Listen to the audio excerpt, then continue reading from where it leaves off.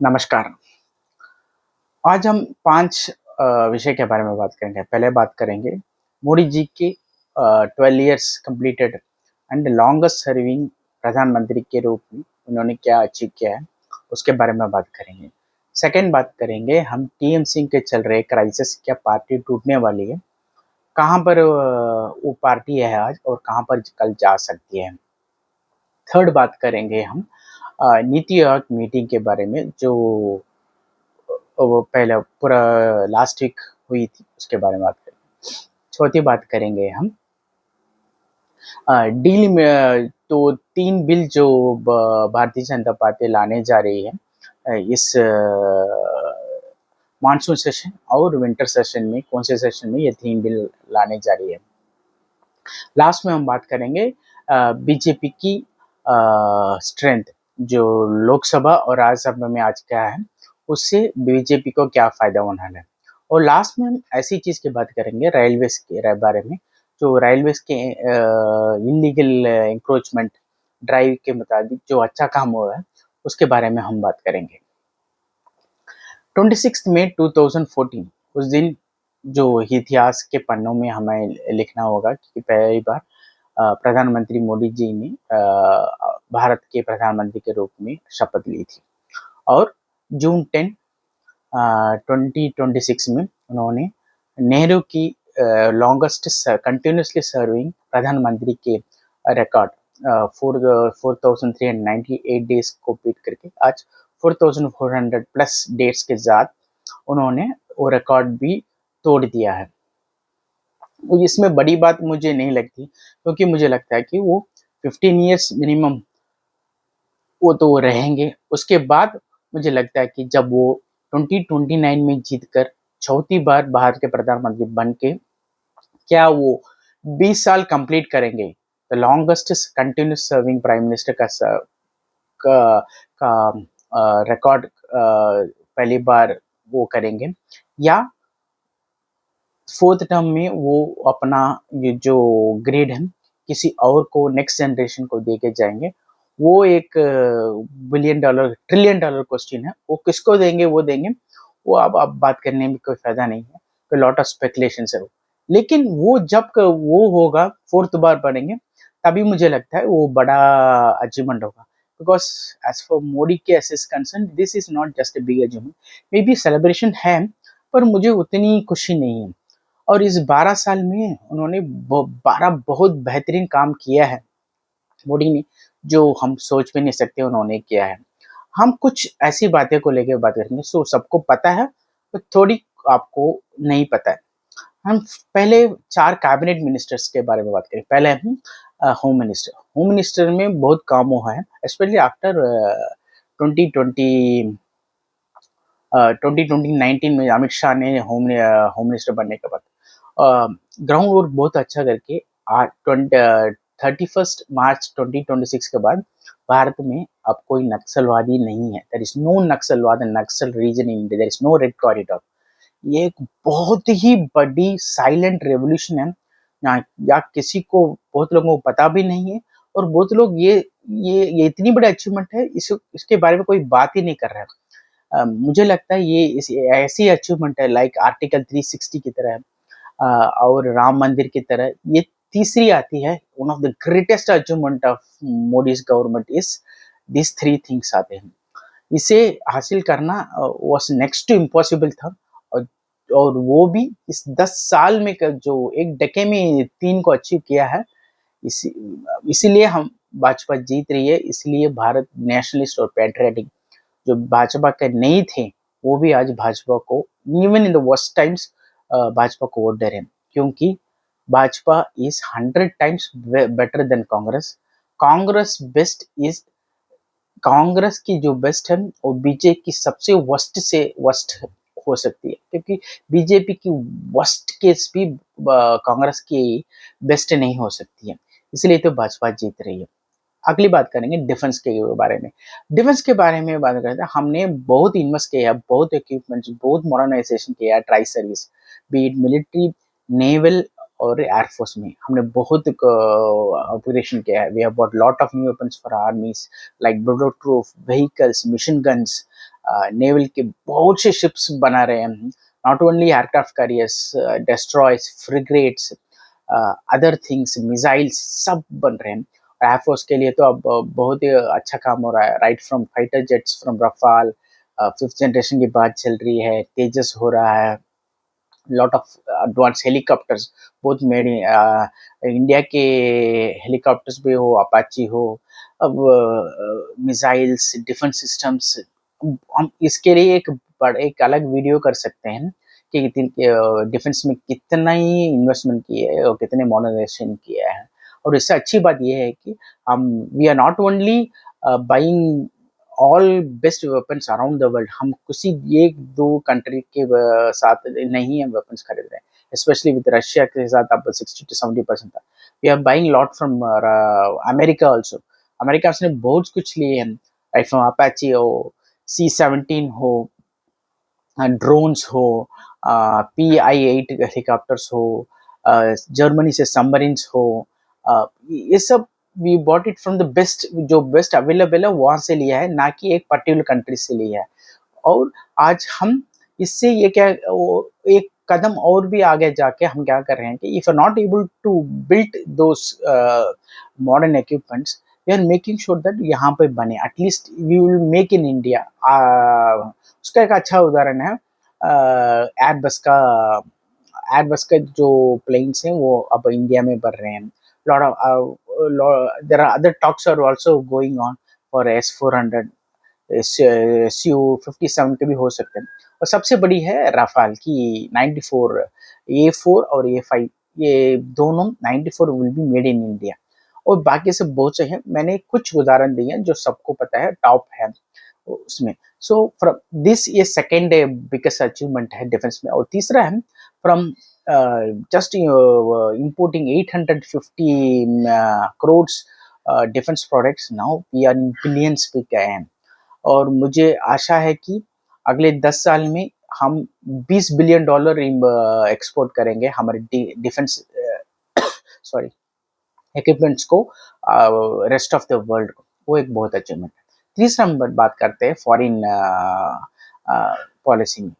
मोदी जी ने, मुझे लगता है कि 119 recognised UN nations, United Nations के नेशंस में हर एक नेशन के साथ हमारे अच्छे रिश्ते हैं, even with our worst enemies के साथ भी हमारे we have relationship. For small relationship ऐसे नहीं है कि बड़े कंट्री के साथ हो, इंपॉर्टेंट कंट्री के, छोटे छोटे country, beat somewhere in South Asia के नियर ऑस्ट्रेलिया के एक छोटा सा आइलैंड हो, अफ्रीकन कंट्री हो, smaller north south American country हो, छोटी सी यूरोप कंट्री हो, हमने किसी ने सबके साथ हमारे अच्छे रिलेशनशिप बन। ये सब अच्छे रिलेशनशिप क्यों हैं कि कल अगर हमें परमानेंट मेंबर बनना है तो ये सब बहुत ही काम आएगा। लास्ट बात करें फाइनेंशियल में तो बहुत बड़ा काम किया है, स्पेशली बैंक अकाउंट्स ओपन करना और आज की डिजिटल ट्रांजैक्शंस, इसके बारे में तो क्या कह सकते हैं, it is a history, it will be a game changing in 22nd century. 10 साल के पहले किसी ने ये सोचा भी नहीं होगा कि ऐसा भी हो सकता है। डिजिटल ट्रांजैक्शन, डिजिटल में आज हम दुनिया के पायनियर हैं, टॉप में हैं, उससे बहुत फायदा हो रहा है। ये थे और बहुत से काम अदर डिपार्टमेंट मिनिस्ट्री भी हो, लाइक इंफ्रास्ट्रक्चर, रोड्स, रेलवेज में बहुत ही अच्छा काम हुआ है। बट अच्छा काम ही होएगा, बुरा काम नहीं होगा अदर डिपार्टमेंट। मेरे हिसाब से 3 डिपार्टमेंट है मोदी जी के, उसमें काम बुरा हुआ है। It was worst and it's being worst for 12 years. पहला है इंफॉर्मेशन आईटी टेक्नोलॉजी में कि ओटीटी प्लेटफॉर्म और सोशल मीडिया पे there is no restriction, you can show anything. First thing vulgar है, वायलेंस है, उसे रिस्ट्रिक्ट करना होगा। दूसरा है सबसे डेंजरस है फेक न्यूज़। फेक न्यूज़ कोई भी कोई शेयर कर सकता है, स्प्रेड कर सकता है, नो में देयर इज नो अकाउंटेबिलिटी। उसके लिए एक बहुत ही स्ट्रिक्ट लॉ जाने के, फेक न्यूज़ शेयर करने या फेक न्यूज़ डालने पे बहुत ही रिस्ट्रिक्शन होनी चाहिए, ताकि जेल हो या मॉनिटरी फाइन करना ही उसका एक उपाय हो सकता है। See harsh punishment will bring down crimes and criminals. You can just say that will give some chances. उसके लिए पहला कदम ये होगा कि हमें माइनर्स को मोबाइल्स, स्पेशली मोबाइल्स और सोशल मीडिया से दूर रखना होगा। ऑस्ट्रेलिया जैसे बड़े कंट्री ने उसे बैन किया है, हमें भी बैन करना चाहिए, पर क्यों बैन नहीं करे मुझे पता नहीं है। ये हमारी फ्यूचर जनरेशन को बहुत अफेक्ट कर रहा है। We can see in every home, be it rich poor middle middle class का हो, अपर क्लास का हो, कोई भी हो, kids 99% kids are addicted to mobiles. And हमें पता भी नहीं हो क्या देख रहे हैं, क्या पढ़ रहे हैं, क्या सोच रहे हैं, क्या लर्न कर रहे हैं। सो इसके लिए मोदी गवर्नमेंट को कुछ करना चाहिए। ये थी पहले। दूसरी है मिनिस्ट्री ऑफ एजुकेशन, एचआरडी। इसे ठीक करने के लिए मैक्सिमम फर्स्ट टर्म में करना कर देना चाहिए था। मे बी 5 years में 2019 में होना चाहिए था। मैक्सिमम टॉकिंग अबाउट 12 years में कुछ भी नहीं हुआ। We are still giving lessons, talking about those fake news, fake historians, Mughals के बारे में, ब्रिटिश के बारे में पढ़ रहे हैं, हमारी हिस्ट्री के बारे में नहीं पढ़ रहे, जो सच है नहीं बता रहे, अच्छी साइंस नहीं है, फिजिक्स में बहुत ड्रॉबैक्स है। उसका उदाहरण है जो नीट के पेपर्स हर एक साल लीक होता है, सम प्रॉब्लम और द अदर होता है। एजुकेशन डिपार्टमेंट को आई थिंक, मुझे पता नहीं है, Ashwini is a very good railway minister but he is worst IT minister. और एचआरडी के बारे में तो बातें पहले तो स्मृति ईरानी थी, उन्होंने कुछ नहीं कहा। उसके बाद आए थे प्रधान, आई पेट्रोलियम मिनिस्टर में उनका काम बहुत बुरा था, एजुकेशन में वो डिपार्टमेंट बहुत बुरा है। पता नहीं मोदी जी उनको दोनों को क्यों रखे हैं इस department. We need a best bureaucrat और a very good efficient minister to handle this. This is very important ministry, छोटी मिनिस्टर नहीं है एचआरडी और आईटी इंफॉर्मेशन।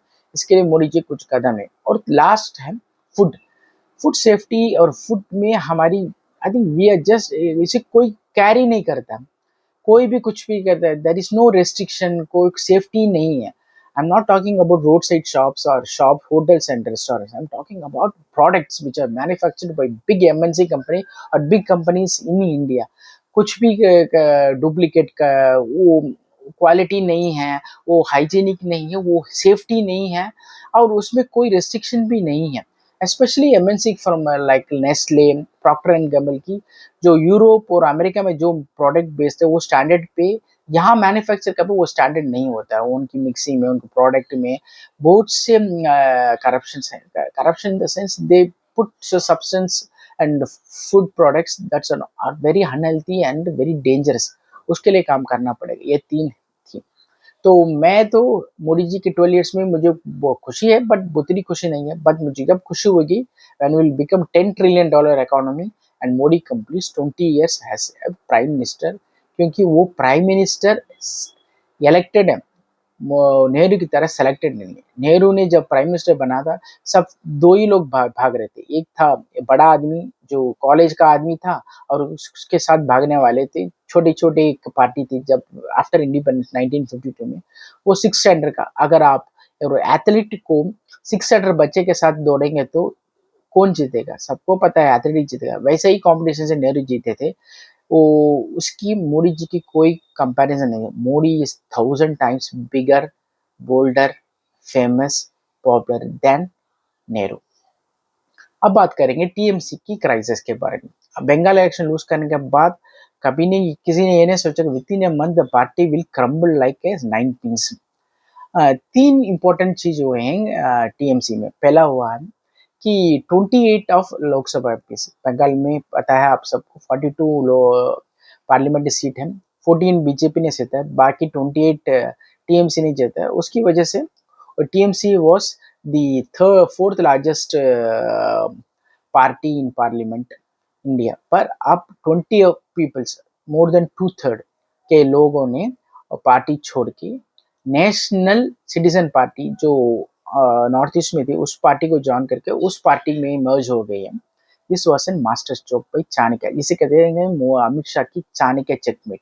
क्योंकि अब सबको पता है कि अगर पार्टी के एमएलए और एमपी 2/3 से ज्यादा पार्टी छोड़ के जाते हैं तो उनको वो उनके ऊपर कोई रेस्ट्रिक्शन नहीं होगा, पार्टी उनके साथ ही हो सकती है। क्योंकि more than 2/3 of member elected MLA MP है लेफ्ट पार्टी, और इससे वो पार्टी को भी वो ले सकते हैं। उसका एक उदाहरण है, हम सबको पता है शिवसेना, जो शिवसेना के उद्धव ठाकरे से आज कौन है पार्टी सिंबल सब शिंदे के पास है।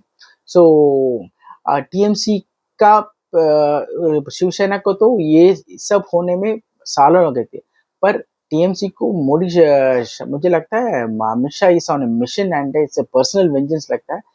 मुझे अगले 2-3 महीने में पार्टी का क्या हाल होगा मुझे पता नहीं है। 20 लोकसभा एमपीस ने पार्टी छोड़ दी है। 80 से 68 एमएलए जो वो भी रेबल बनने की खबर आ रही है। वो कब बनेंगे वो पता नहीं। अगर वो हो गया तो पार्टी कंप्लीटली टूट जाएगी। पार्टी सिंबल, पार्टी नेम भी किसी और के पास चली जाएगी। और मुझे सबसे अच्छा सरप्राइजिंग बात ये थी कि राज्यसभा के 12 एमपीस हैं टीएमसी में, उसमें 3 लोगों ने इस्तीफा दे दिया। राज्यसभा तो डायरेक्टली पीपल इलेक्ट नहीं करते हैं, एमएलए से इलेक्ट करते हैं लेजिस्लेटिव असेंबली के द्वारा राज्यसभा को। वो 6 इयर्स का होता है। वो उसे तो कोई छोड़ता नहीं है, क्योंकि वो एक irresponsible like a government job, irresponsible but you will enjoy all the benefits of the government. ऐसे को क्यों रिजाइन करना है? मुझे वो समझ में नहीं आती। Maybe they behind the doors there will be some deal for them, they will get some other post something like that. ये सब क्यों हो रहा है? इसलिए हो रहा है कि आफ्टर वुमेन रिजर्वेशन बिल जब लास्ट ईयर 2025 के विंटर सेशन में फेल हुआ, उससे अमित शाह ने बहुत ही अच्छा खेल खेला था। लॉट ऑफ पीपल सेड कि उन्होंने बहुत जल्दी लाए थे, उन्होंने बहुत जल्दी नहीं लाई, वो एक इलेक्शन स्ट्रैटेजी थे। उसे कहकर पार्टी एक वुमेन्स के अगेंस्ट है बोलकर उन्होंने प्रचार किया। उससे उन्होंने बंगाल, असम और पुडुचेरी जीती है and then very well in Kerala, other than Tamil Nadu there was performance. So उन्होंने सोच समझकर ये नीति की है। मगर इस बार उन्होंने lot of political pundits and analyst and commentators कह रहे हैं 3 इंपॉर्टेंट बिल लाएंगे। वो पहला है डिलिमिटेशन, दूसरा है यूसीसी और तीसरा है वुमेन रिजर्वेशन बिल।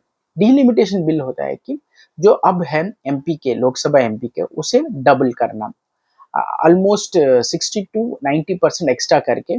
जो नया पार्लियामेंट बनाया है वो 800-900 एमपीस के लिए बनाया है। क्या क्या अगले 100 साल में जो एमपीस की बढ़त हो तो भी वो पार्लियामेंट यूज हो, उसके लिए बनाया गया है। वो लाएंगे, वो उसके लिए ये बिल ला सकते हैं। अब क्या हुआ, वो बिल को लाने के लिए 2/3 मेजॉरिटी चाहिए बोथ लोकसभा एंड राज्यसभा में।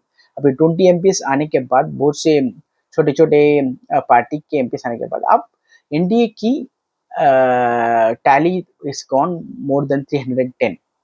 360 चाहिए फॉर 2/3 मेजोरिटी। तो 360 कैसे लाएंगे? अब 50 तो शॉर्टेज है। पंडित्स कह रहे हैं कि डीएमके जो इंडिया लाइन से बाहर चलेगा उसके पास 22 है, आपका भी चला गया है, एनसीपी भी बहुत से लोग आएंगे, शिवसेना के बहुत से लोग आएंगे, वाईएसआर कांग्रेस, बीजेडी, मायावती, अकाली दल, ये सब एनडीए को ज्वाइन नहीं करेंगे, पर वो क्या करेंगे कि वॉकआउट कर देंगे।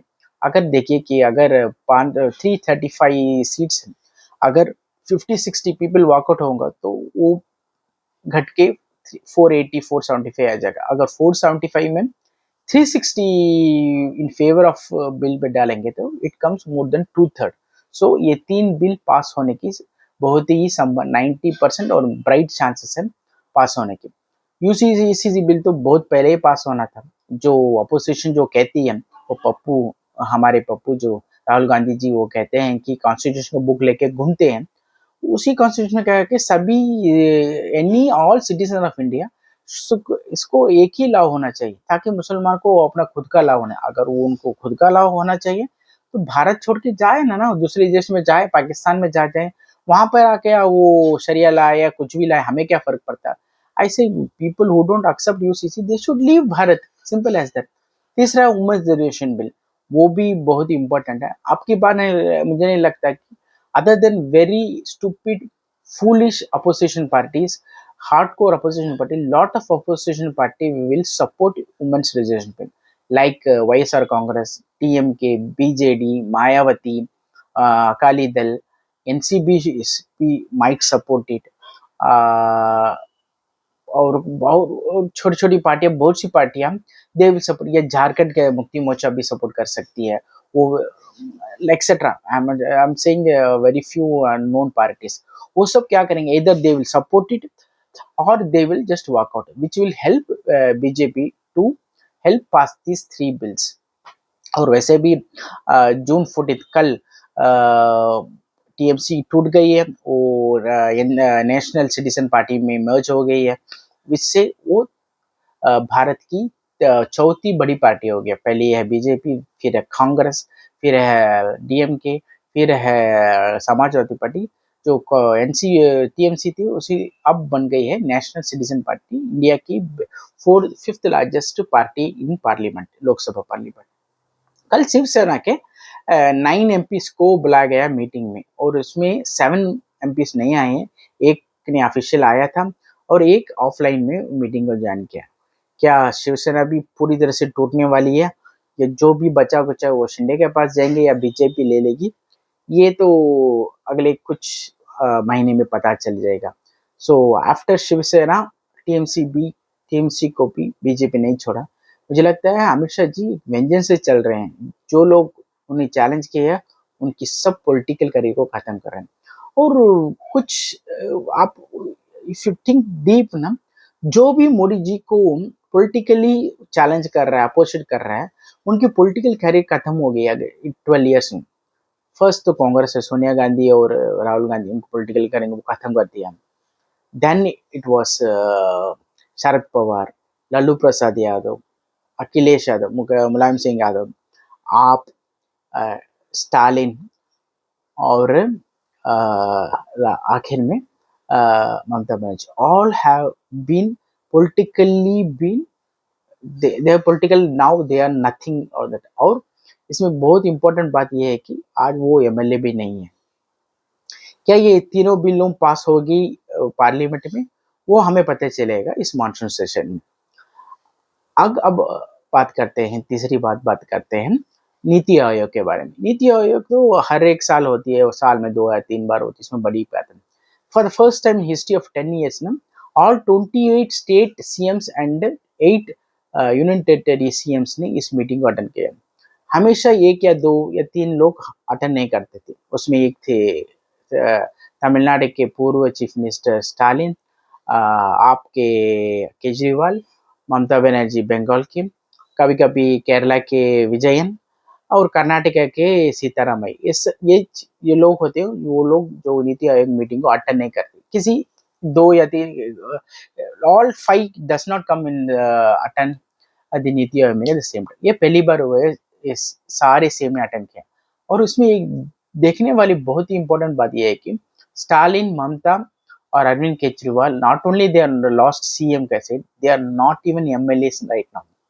और विजयन को तो हिज पार्टी हैज लॉस्ट, और सीताराम को तो कांग्रेस ने kicked out and Shiv Kumar is now the CM. So मैंने कहा ना, जो भी मोदी जी को पॉलिटिकली चैलेंज करता है उसे एक कर्स है या डिवाइन इंटरवेंशन पता नहीं, उसे खुद ही कर्मा की वजह से उसकी पॉलिटिकल पार्टी, उसकी पॉलिटिकल करियर खत्म हो जाती है। अब लास्ट हम बात करेंगे कि इससे क्या फायदा होगा बीजेपी को 360 एमएलए का चाहिए, 2/3 मेजोरिटी को ये सब बिल पास करेंगे। और राज्यसभा में पूरे हैं 245 सीट्स। अब बीजेपी के पास है 116 और एनडीए की टोटल है 149, रख तो 150। सो दी अपोजिशन के बाद अब 95 सीट्स हैं। सो इससे बीजेपी कैसे खेलकर ये सारे बिल, कुछ लोग ये भी कह रहे हैं कि 1 नेशन 1 इलेक्शन का भी बिल पास हो सकता है। मुझे नहीं लगता कि वो अब पास करेंगे। पहले ये 3 पास करके मे बी इन 27 और 28 एंड में ये बिल पास करने की कोशिश करेंगे। उसके लिए क्या नीति होगी, that will be in game changing. 1 nation 1 election passing will be one of the greatest achievement of Modi ji, like article 360, Ram Mandir, Maoist और 1 नेशन 1 इलेक्शन। वो कैसे करते हैं, वो कब होगा, वो मुझे लगता है कि 1 साल लगेगा। After this bills, all bills are important bills are pass होने के बाद ही होगा, मुझे लगता है। लास्ट में बात करेंगे रेलवेज के बारे में।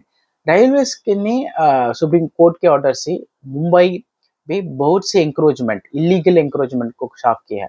और शॉकिंगली पता चला कि 90% of them were illegal Bangladeshis, beggar Bangladeshis थे। अच्छा हुआ कि वो सबको बाहर फेंक दिया। बंगाल में भी जो हावड़ा के स्टेशन के बाहर बोर्ड से इलीगल थे उसे भी साफ किया। और स्टडी कहती है कि more than 50 to 60% of railways land are illegally occupied encroached. उसे सुप्रीम कोर्ट में एक केस डाल के सारे इंक्रोचमेंट को निकालना पड़ेगा, ताकि उससे रेलवेज उसे लीज करे, रेंट करे, या लीज या रेंट करे। Sometimes they can even sell it for, they can sell it, selling will be the last option. See क्या लीज और रेंट करने से रेलवेज को मंथली इनकम आएगी बोर्ड से, उस इनकम से रेलवे को और अच्छा अपग्रेड कर सकते हैं। रेलवे में बहुत अच्छा काम हो रहा है specially in track and train, पर स्टेशन को इम्प्रूवमेंट करने के लिए हम और फंड्स चाहिए, और इससे हमें फायदा होगा। और सबसे इम्पोर्टेंट बात है कि ये जो इंक्रोचमेंट होने की वजह से बिगेस्ट प्रॉब्लम है सेफ्टी एंड सिक्योरिटी। और सबको पता है कि ट्रेन में स्टोन बिल्डिंग होती है, ट्रेन फास्ट नहीं हो पाती है। अगर आपके पास 10 मीटर्स, कभी कभी आप देखें लोकल ट्रेन में जाएंगे तो इवन 10 स्टेप्स या 10 फीट भी नहीं होता है डिस्टेंस बिटवीन ए बिल्डिंग और something between the track and the train, पास होता है। How can train go fast mean those kind of circumstances. So मेरे हिसाब से लगता है कि एटलीस्ट 50 मीटर्स होना चाहिए एक ट्रैक, रेलवे ट्रैक, और उस 50 मीटर्स के बाद जो भी बिल्डिंग हो, कुछ भी हो, वहां तक कुछ भी नहीं होना चाहिए, ताकि रेलवेज को सेफ्टी और फास्ट बने, एफिशिएंट बने, वो काम करना चाहिए। मुझे लगता है वो टाइम आ गया है, we should move very fast, not only in railways, any encroachment को निकाल के उसे बुलडोजर करके उसे government should take land and make money out of it, उससे हमें फायदा होता है। और रेलवेज को मेरे जैसे नहीं, सब पे लाख करोड़ों लोगों की यही इच्छा है कि स्टेशन को इम्प्रूव करे, like an metro station. See railway station are, अगर आपको सेव करना है, it has to be has secured as metro station. कोई भी आए कोई भी जाए ना होना चाहिए कि हर एक एंट्री को ब्लॉक करके जो लीगल टिकट्स है वही अंदर जा सकते हैं, और प्लेटफॉर्म टिकट है वही अंदर जा सकते हैं। और जो अननेसेसरी पीपल अंदर रहते हैं उनको भी एक टाइम लिमिट होना चाहिए। यू कैन जस्ट सिट और sleep in railway station for days, वो भी काम करना चाहिए। मुझे मालूम है कि ये सब रेलवे अथॉरिटीज और रेलवे मिनिस्टर को पता है, पर ये कहना भी एक नागरिक के वजह से मुझे भी एक just make sure I am reaching out to the government. तो आज ये थीम थोड़ी बड़ी है, हमें 5 इम्पोर्टेंट विषय को उपयोग कर हमने बात की है, विच आर नेशनल इश्यूज जो भारत के हुए। अगले एपिसोड में हम कुछ और जियो पॉलिटिक्स के बारे में बात करेंगे। अगले वीडियो में वो डालने की कोशिश करूंगा। और वैसे भी आज मोदी जी ने फ्रांस और यूरोप की टूर में गए, उसका भी वीडियो डालना पड़ेगा। आपका कीमती समय देने के लिए, इस छोटे से यूट्यूब चैनल के लिए आप सभी को मेरा प्रणाम, धन्यवाद, जय हिंद, वंदे मातरम।